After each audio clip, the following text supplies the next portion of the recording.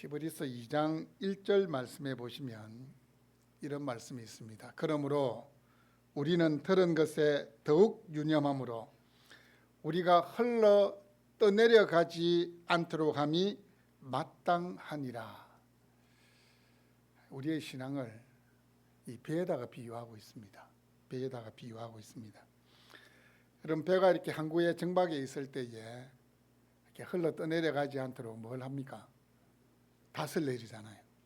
닷을 내리듯이 예수 그리스도께 이 믿음의 닷을 내리지 않으면 우리는 요동치는 세상 속에서 흔들리고 떠내려갈 수밖에 없다는 사실을 말합니다. 우리의 신앙을 배로 비유하면서 그렇게 이야기를 하고 있습니다. 영적인 표류, 또 신앙에서 떠나는 것을 배교라 그렇게 이야기하는데, 이 영적인 표류와 이 배교를 막을 수 있기 위해서는 신앙의 닻을 그리스도께 내려야 됩니다. 여러분, 히브리서의 저자가 누굽니까? 히브리서 성경의 저자가 누굴까요? 유일하게 이 신약 성경 가운데에서 저자를 확실하게 모르는 성경 가운데 딱 유일합니다. 동방교회는 옛날부터 바울이 기록했을 거다 그렇게 이야기를 합니다. 왜냐하면 히브리서 내용을 보시면 구약에 아주 정통한 자가 적었습니다. 그래서 히브리서를 신약의 내육이다 그렇게 부르기도 합니다.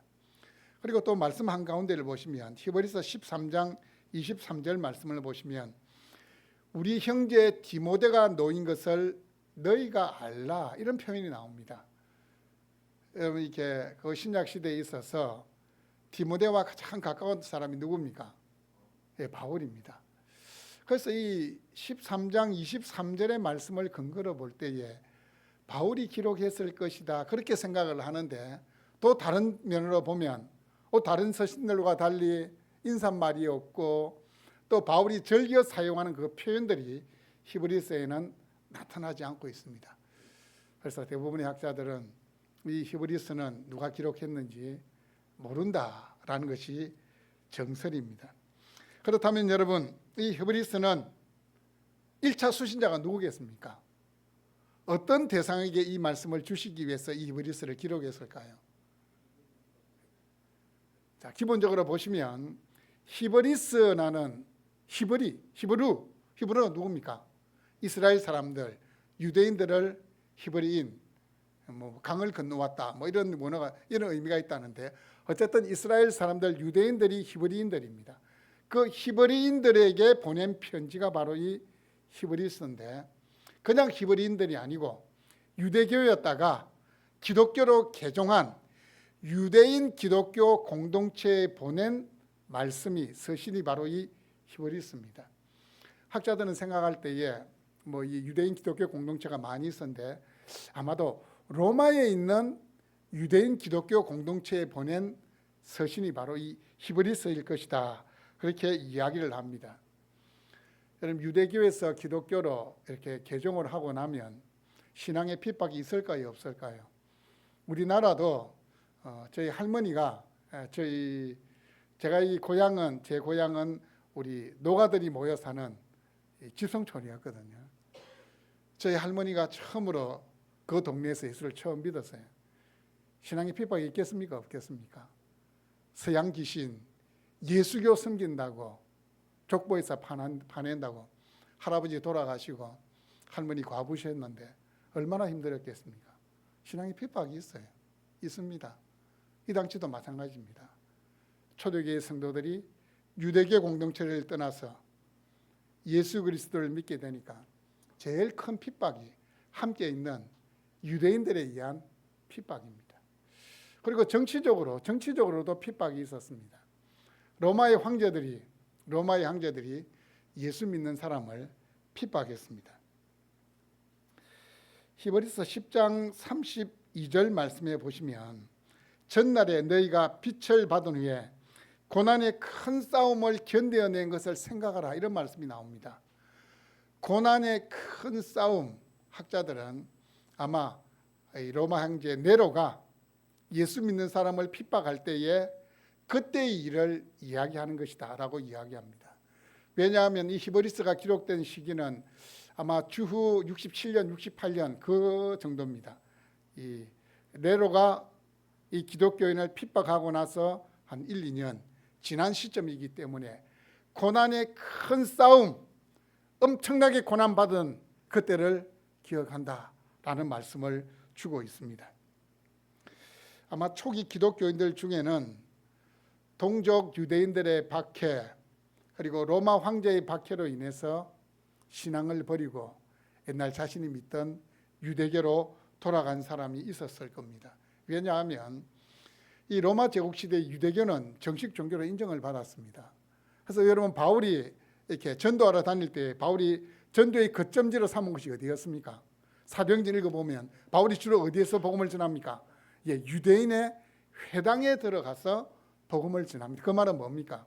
로마 제국 하에서 유대교는 정식 종교로 인정받아서 그 회당에서 자유롭게 모일 수 있었다는 겁니다. 신앙의 박해가 들어오니까 그래, 유대교와 기독교는 비슷한 것 같고 유대교에서 우리 기독교가 나왔지, 그럼 다시 나는 유대교로 돌아가야 되겠다, 신앙의 박해 없이 좀 자유롭게 신앙생활을 해야 되겠다라는 이런 생각이 드는 겁니다. 내가 정말로 합법적인 울타리 속에서 신앙의 박해 없이, 또 언제 네로와 같은 황제가 나타나가지고 우리 기독교인들을 박해할지 모르니까 그 미래에 대한 불안함이 배교의 위험으로 그들을 몰고 간 겁니다. 그리고 또 한 가지는, 유대인들 입장에서 한번 생각을 해보았습니다. 유대인들 입장에서 이게 오랫동안 몸에 배인 습관과 전통을 하루아침에 버린다는 것은 쉽지 않습니다. 유대인들이 생각할 때에 이방인들과 자신들이 다른 점이 뭡니까? 일단 육신에는 남자들은 할례를 받았습니다. 그리고 뿐만 아니고 자신들은 이 죄가 있을 때는 이 죄 용서함 받기 위해서 어떻게 했습니까?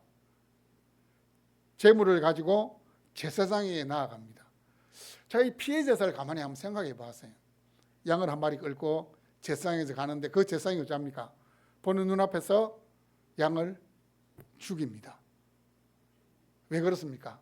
죄의 대가는 사망이기 때문에 나를 대신해서 양이나 소나 염소가 죽는 겁니다. 이 눈으로 보거든요. 시각적으로 눈으로 봐요. 그리고 그 피를 가지고 제사장이 이제 대속죄일에는 염소를 잡아서 이 피를 가지고 이 지성소로, 성소를 지나 지성소로, 이제 성소까지 들어가는 건 보이겠지만 지성소로 들어가는 건 못 보지만 어쨌든 들어가서 피의 제사를 하나님께 드리고 나오는 모습을 보면 어떤 마음이 듭니까? 나의 죄가 용서함 받았구나. 시각적으로 보는 게 있었거든요. 그런데 예수 믿고 나니까 있습니까, 없습니까? 없는 거예요.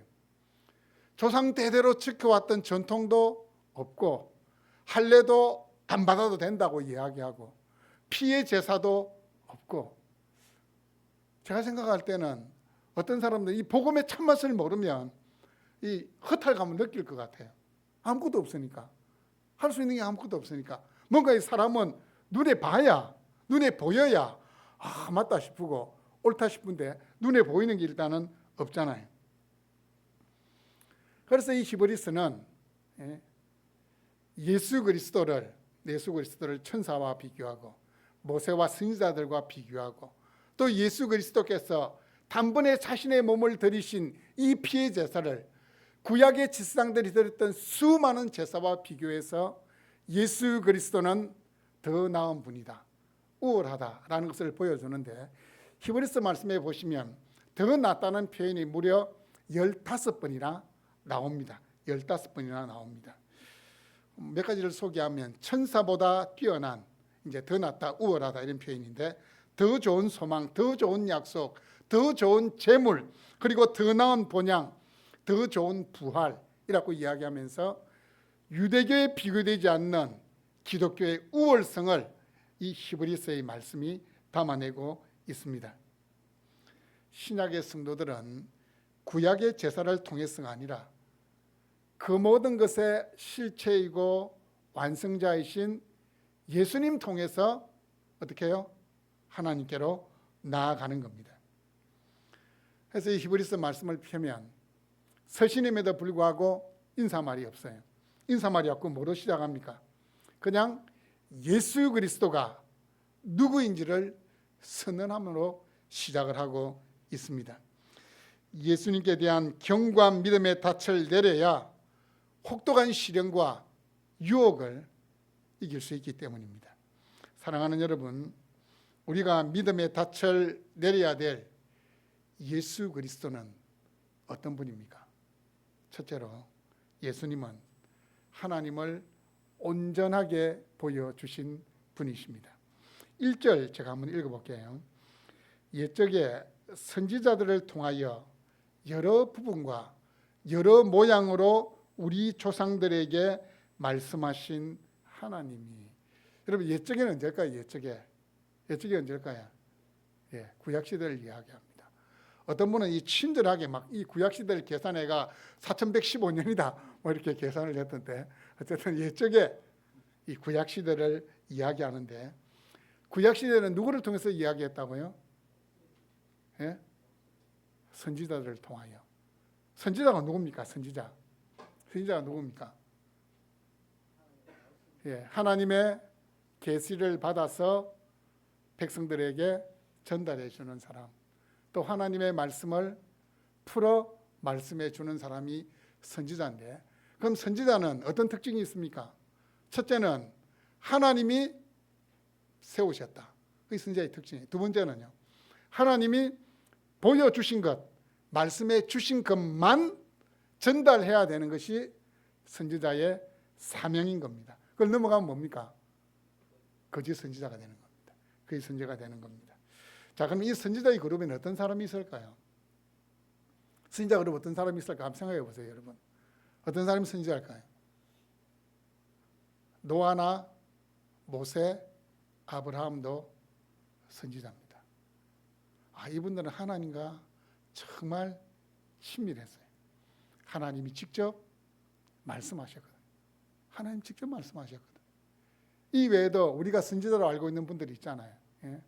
이사야가 있고, 다니엘이 있고, 뭐 에스겔이 있고, 예레미야가 있고, 또 엘리야가 있고, 엘리사가 있고, 쭉 내려면 마지막에는 말라기 선지자가 있습니다.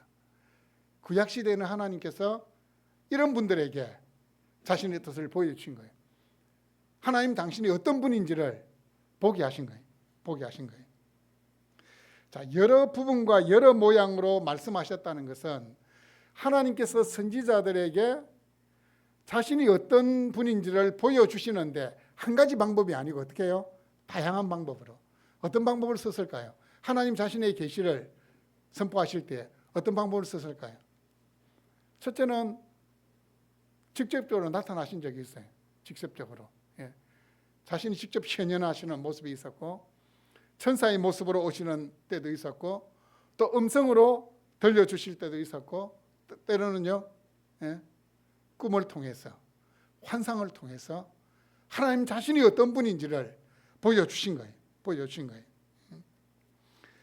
자, 우리 조상들에게 이렇게 이야기하는데, 우리 조상들이라는 표현을 통해서 히브리서의 저자는 유대인들이고, 또 히브리서의 말씀을 받게 되는 1차 수신자도 유대인들임을 알 수 있습니다. 우리 조상들이라는 표현을 통해서. 자, 하나님은 인간에게 말씀하시는 인격적인 존재입니다. 하나님은 사람에게 말씀하시고 행동하시는 인격적인 존재예요. 성경은 하나님 나타나시고 말씀하시고 기적을 행하시는 그 일들을 기록한 것이 바로 성경입니다. 성경. 자, 2절 말씀을 보시면 이 모든 날 마지막에는 이렇게 이야기하는데, 이 모든 날 마지막이 언제일까요?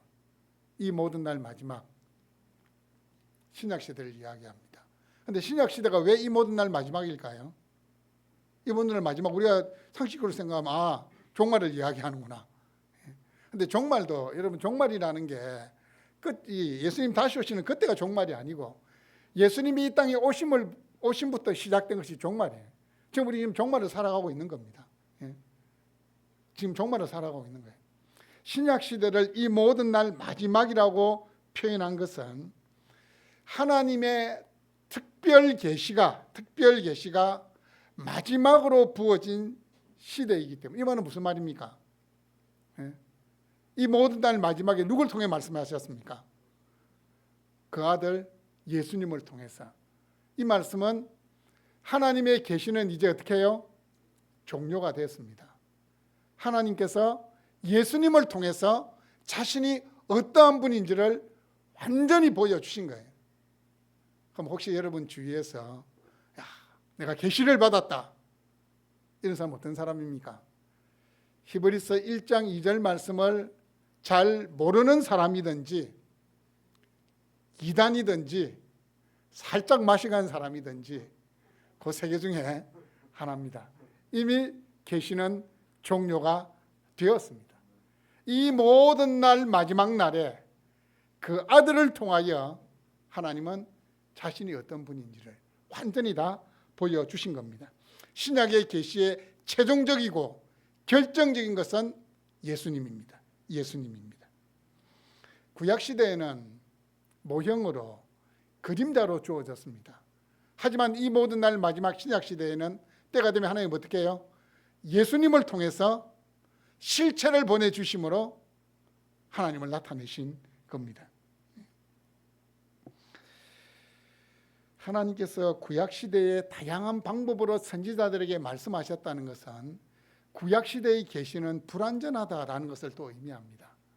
이 구약시대의 계시가 불완전하다 해가지고 이건 뭐 구약 성경이 좀 모자라는 겁니까? 그게 아니고 그 계시를 받는 사람이 불완전한 존재이기 때문에 하나님의 그 뜻을 온전하게 다 볼 수도 없고 받아들일 수도 없었다는 뜻이 되는 겁니다. 그러면 이 모든 날 마지막 날에 그 아들을 통하여 말씀하셨다는데 그 아들은 어떨까요? 완전하신 거예요. 하나님의 뜻을 완전하게 우리 가운데 나타내신 겁니다.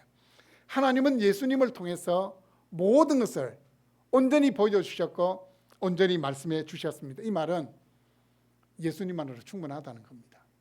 그런데 꼭 이단들을 보면 예수님 외에 뭔가를 덧붙입니다. 예수님은 살짝 부족하고 예수님이 실패했고 그래서 그 교주가 뭔가 한 개를 더 얹는 것으로 이렇게 이야기하는데 천만에요. 예수님만으로 충분합니다. 예수님만으로 하나님께 가는 길이 완전히 열렸습니다. 더 이상 다른 거 필요가 없습니다. 계시는 종료가 되었다는 사실을 꼭 기억해야 됩니다. 예수님은 햇빛과 같은 존재입니다. 햇빛과 같은 존재입니다. 여러분, 이 별이나 이 달들은 뭡니까? 그건 발광체가 아니고 반사체입니다. 햇빛을 받아서 빛을 반사하는 건데 구약의 선지자는 별빛과 같은 존재예요. 하나님의 빛을 받아서 이렇게 비추는. 하지만 예수님은 어떤 존재예요? 직접 빛을 내는 발광체와 같은 존재가 예수님입니다. 예수님을 통해서 하나님의 뜻이 완전하게 드러났고 하나님의 구원 계획이 완성이 되었습니다. 예수 그리스도는 하나님께서 우리에게 말씀하신 마침표가 됩니다. 어떤 글을 적었고 딱 다켓이 마침표 딱 찍으면 어떻게 됩니까? 끝이 나는 거잖아요. 문장이 끝이 났다는 거예요. 예수님은 구약의 모든 선지자의 마침이 되신다는 사실을 이렇게 강조합니다. 이 모든 날 마지막에는 아들을 통하여 우리에게 말씀하셨으니. 자, 그렇다면 우리가 또 믿음의 닻을 내려야 될 예수님은 어떠한 분입니까? 예수님은 창조주 하나님이십니다. 제가 책을 보니까 그런 내용이 있었어요. 1세기의 어떤 그리스도인들은 이 신앙에서 떠났는데 그 이유가 뭐냐? 예수님을 하나님으로 인정할 수 없다는 겁니다. 예수님과 하나님이 동등하다. 난 이거 인정할 수 없다. 여호와 하나님이 유일하신 하나님인데 난 이걸 인정할 수 없다. 그래서 신앙을 떠났다라는 기록들이 있다고 합니다. 여러분, 히브리서 기자는 예수님이 세상을 창조하신 하나님이다라는 사실을 선언합니다. 예수님은 창조 세계에 속한 피조물이 아니라 어떻게 해요? 이 세상을 하나님과 함께 창조하신 창조주라는 사실을 이렇게 선언합니다. 또 그로 말미암아 모든 세계를 지으셨느니라. 요한복음 1장 1절에서 3절을 생각나게 하는 말씀입니다. 제가 어제 유튜브의 영상 이렇게 수상소감을 이야기할 때 신앙을 고백하는 연예인들 이렇게 이제 보니까 BY라는 친구가 있습니다. BY 래퍼인데 이 BY가 자신 수상 소감을 이야기할 때에 이 요한복음 1장 1절에서 3절 제가 이 말씀을 꼭 해야 되겠다라고 이야기하면서 이야기하더라고요. 태초에 말씀이 계시니라. 이 말씀이 하나님과 함께 계셨으니 이 말씀은 곧 하나님이시라. 그가 태초에 하나님과 함께 계셨고 만물이 그로 말미암아 지은 바 되었고 지은 것이 하나도 그가 없이 된 것이 없느니라. 이 말씀을 갖다가 선언을 하더라고요. 이 그로 말미암아 만물이 지음 받았다. 이걸 요한복음 1장에서 분명히 이야기하잖아요. 예수 그리스도 창조주 하나님이라고 선언합니다. 골로새서 1장 16절 말씀을 보더라도 만물이 그에게서 창조되되 하늘과 땅에서 보이는 것들과 보이지 않는 것들. 여러분 기억하십시오. 눈에 보이는 것들, 눈에 보이지 않는 것들까지 우리 주님이 창조하신 피조물의 영역에 들어간다는 겁니다. 혹은 왕권들이나 주권들이나 통치자들이나 군사자들이나 만물이 다 그로 말미암고 그를 위하여 창조되었고 예수님은 눈에 보이는 것, 보이지 않는 영적인 세계까지 다 창조하신 분이십니다. 그럼 사탄은 뭘까요? 사탄은 천사는 뭘까요? 피조물입니다. 그래서 우리가 사탄을 영적인 존재를 두려워할 필요가 없는 것이 하나님이 만드신 피조물이기 때문입니다. 여러분 예수님은 나를 만드신 분이십니다. 예수님은 만유의 창조자요 만유의 주인이 되십니다. 하나님께서 예수님을 만유의 상속자로 세우셨습니다. 이 아들을 만유의 상속자로 세우시고 이건 무슨 말씀입니까? 창조하신 만물을 우리 주님의 손에 맡겼다는 말씀입니다. 우리 주님이 만물의 주인이라는 말씀입니다. 우리가 살고 죽는 것, 우리 인생의 성공과 실패, 우리의 삶 전체가 누구의 손에 있다고요? 우리 주님의 손에, 우리 예수님의 손에 있다는 겁니다. 만물을 우리 주님의 손에 맡겼잖아요. 하나님이 우리를 누구에게 맡겼다고요? 우리 주님께 맡겼습니다. 죽고 사는 것, 우리 운명을 누가 지고 있습니까? 우리 주님 지고 있습니다. 그럼 누구한테 무릎을 꿇어야 되겠습니까? 인생에 문제가 생길 때 제일 먼저 달려가 가지고 우리 주님께 무릎을 꿇어야 됩니다. 3절은 예수님의 창조주 되심을 이런 표현으로 말씀하고 있습니다. 이는 하나님의 영광의 광채시요 그 본체의 형상이라. 우리 예수님 본질상 하나님이라는 겁니다. 지금은 비록 사람의 모습으로 와 있지만, 사람의 모습으로 이 땅에 오셨지만 그분은 영원 전부터 하나님과 함께 하셨던 창조주 하나님이라는 사실을 하나님의 영광의 광채시요, 그분은 반사체가 아니고 발광체라는 겁니다. 영원한 빛이라는 겁니다. 본체의 형상이라. 이 본체의 형상이라 할 때 이 형상이라는 것은 뭐냐면 이 각인, 도장을 찍는 것과 같습니다. 여러분 이 도장의 내용이 어떤지는 뭘 통해서 알습니까? 딱 찍어보면 알잖아요. 이 형상이라는 말이 도장 딱 찍힌 그 모습이 형상이라는, 이 말씀은 우리 하나님이 어떠한 분이신지를 완전하게 예수님이 보여주셨다는 겁니다. 우리 예수님 보면 하나님 보인다는 겁니다. 나와 아버지는 하나이라. 나를 본 자는 아버지를 보았느니라. 골로새서 1장 15절 그는 보이지 아니하시는 하나님의 형상이라. 완전히 도장을 찍어버립니다. 예수님은 보이지 않는 그 하나님의 형상이다. 보이지 않는 하나님을 보여주시는 분이시라고 말씀을 하고 있습니다. 여러분 예수님은 창조하신 이 세상을 그냥 내버려 두지 않습니다. 어떤 사람들은 그렇게 이야기합니다. 이신론자들은 하나님 이 세상을 창조한 걸 인정한다. 그런데 내가 인생을 살아보니까 하나님 이 세상 창조해놓고 인과응보의 원리에 따라서 하나님 뒷짐지고 가만히 보고 계시는 것 같더라. 천만에요. 하나님 이 세상을 창조했고 창조하신 이 세상을 자신의 선하신 계획을 따라 다스리고 계십니다. 그 선하신 계획이 나에게 나쁜 일이 일어난다고 해서 선한 게 아닌 겁니다. 아닌 게, 선한 게 안 되는 게 아닌 겁니다. 하나님은 선하신 분이시기 때문에 우리 인생 전체를 두고 우리를 인도해 가신다는 사실입니다. 그의 능력의 말씀으로 만물을 붙드시며 주님이 창조하셨고 창조하신 이 피조의 세계를 우리 하나님이 아들이신 우리 예수님의 손에 맡겼고 우리 예수님께서는 이 만물을 능력의 말씀으로 붙들고 계신다. 이 세상을 경영하시는 분이 주님이다 라고 말씀하십니다. 여러분, 이 만물 가운데 우리 한 명 한 명이 포함됩니다.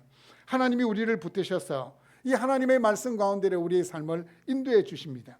우리를 지으시고 크고 위대하신 능력으로 우리의 삶을 인도해 가십니다. 우리가 창조하신 그 목적대로 살아갈 수 있도록 은혜를 베푸신다는 말씀입니다. 진리의 빛으로 행할 수 있도록 우리에게 순간순간 말씀해 주시고 환난과 핍박 가운데서도 이겨낼 수 있는 힘을 주시고 능력을 주시는 것이 말씀으로 붙잡고 계시는 우리 주님이 계시기 때문입니다. 여러분, 유혹 많은 세상 속에서 이 유혹을 이겨내고 이 환난을 이겨내게 하시는 분은 창조주 하나님, 창조주 우리 주님이 우리를 붙잡고 계시기 때문입니다.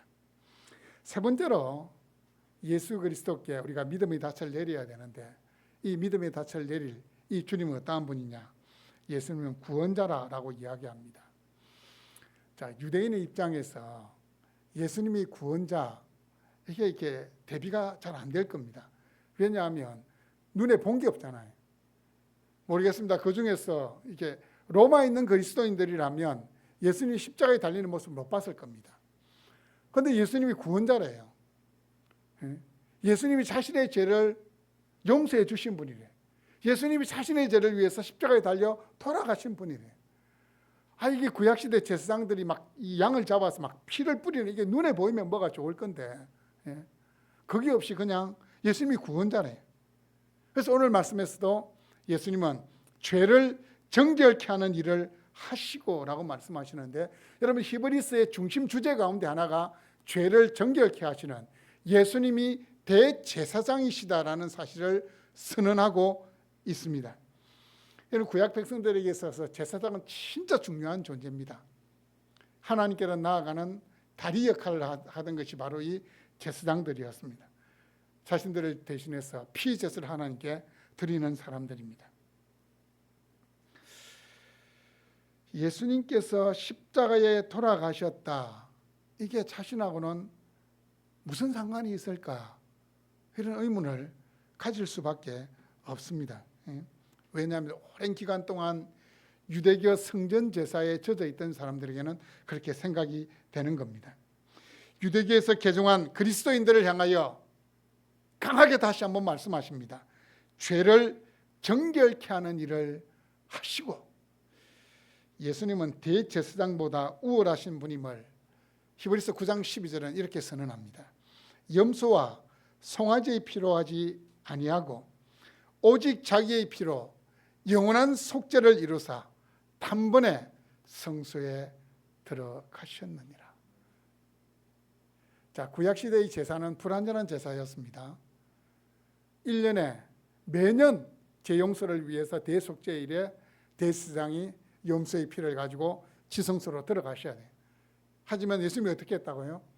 자신의 몸을 피의 제사로 드림으로 말미암아 단번에 영원한 속죄를, 더 이상 속죄의 제사를 드릴 필요가 없는 영원한 속죄를 이루셨다라고 선언하신 겁니다. 구약시대에 범죄한 인간을 위하여 짐승의 피가 뿌려지듯이 자신의 택하신 백성들을 위하여 예수님은 자신의 피를 뿌렸습니다. 불완전한 속죄가 아니고 영원한 속죄를 이루셨습니다. 다시 죄를 위해서 피의 제사를 드릴 필요 없는 영원한 제사, 영원한 속죄가 우리 예수 그리스도의 십자가의 죽음입니다. 3절에 보시면 높은 곳에 계신 지극히 크신 이의 우편에 앉으셨느니라. 이 말씀은 예수님이 더 이상 우리의 구원을 위해서는 이제 하실 일이 없다는 겁니다. 완성시켰다는 겁니다. 모든 일을 하셨다는 겁니다. 여러분, 의자에 앉는 걸 어떻게 의자에 앉습니까? 잠시 일을 다 끝내고 쉴 때 의자에 앉든지 자리에 툴썩 이렇게 앉잖아요. 그 표현이에요.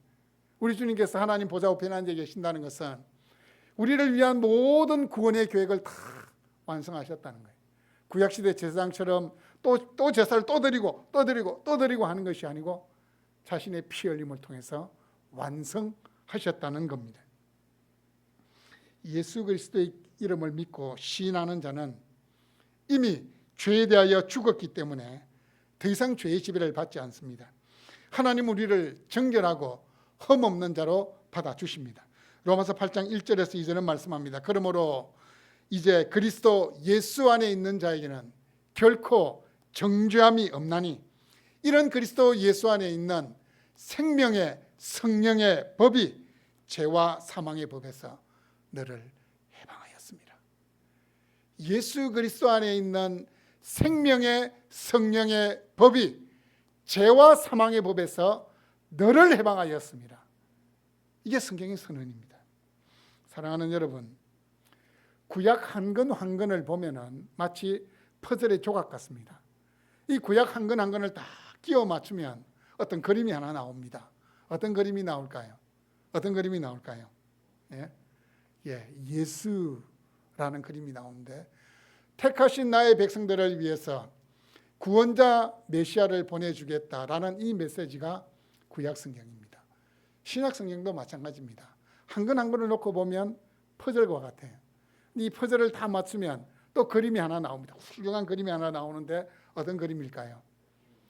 예수님이라는 그림인데, 이건 그냥 예수님이 아니고 내가 보낸 예수, 나사렛 예수가 메시아 그리스도라는 그 그림이 나온다는 사실입니다. 히브리서 기자가 신앙의 박해를 받고 거짓 교훈에 의해서 미혹당하고 있는 이 성도들을 위해 보낸 서신이 히브리서인데, 이 히브리서의 주된 내용은 그냥 값싼 위로의 말씀을 몇 마디 던지는 게 아니에요. 그냥 입에 발린 칭찬을 몇 마디 하는 게 아닙니다. 모든 성도의 눈을 예수 그리스도께 집중하게 만드는 겁니다. 처음부터 그냥 처신을 시작하는 처음부터 눈을 들어 주님을 보게 만듭니다. 신앙이라는 것은 그리스도를 주목하는 거고, 그리스도를 묵상함을 통하여서 하늘의 위로를 경험하는 것이 바로 신앙입니다. 누굴 바라보는 거라고요? 시선을 그리스도께 고정하고 그 그리스도를 묵상함으로 말미암아 위로받고 인생의 해답을 얻는 것이 바로 신앙이라는 겁니다. 예수 그리스도께 믿음의 닷을 내리면 죄를 이기고 세상을 이기게 될 줄로 믿습니다. 세상의 조롱, 세상의 환난과 핍박 이기게 될 수 있는 유일한 길, 예수 그리스도입니다. 여러분, 제가 여러분에게 질문을 던지겠습니다. 이 몇 가지 질문을 던질 텐데 질문의 답을 제가 알려드릴게요. 모든 질문의 답은 예수 그리스도입니다. 제가 질문하면 여러분 이구동성으로 예수 그리스도라고 입술로 시인하시면 됩니다. 하나님께서 이 모든 날 마지막에 누구를 통하여 말씀하셨습니까? 예수 그리스도. 이 세상의 주인, 우리 인생의 주인은 누구입니까? 예수 그리스도. 이 세상을 창조하신 분은 누구십니까? 예수 그리스도. 하나님이 어떠한 분이신지를 완전하게 보여주신 하나님의 영광의 광채요 본체의 형상이 누구십니까? 예수 그리스도. 지금도 능력의 말씀으로 이 세상을 붙잡고 계시는 분이 누구십니까? 예수 그리스도. 우리의 죄를 정결케 하신 우리의 유일한 구원자가 누구십니까? 예수 그리스도. 하나님 보좌 우편에 앉아 이 세상을 다스리시며 다시 오셔서 이 세상을 심판하실 분이 누구십니까? 예수 그리스도. 마지막 질문입니다. 우리가 몸바쳐 사랑하고 섬겨야 될 분이 누구십니까? 예수 그리스도. 이 예수 그리스도께 믿음의 닻을 견고하게 내리고 한 주간을 살아낼 수 있는 여러분 되시기를 주님의 이름으로 축복합니다. 아멘.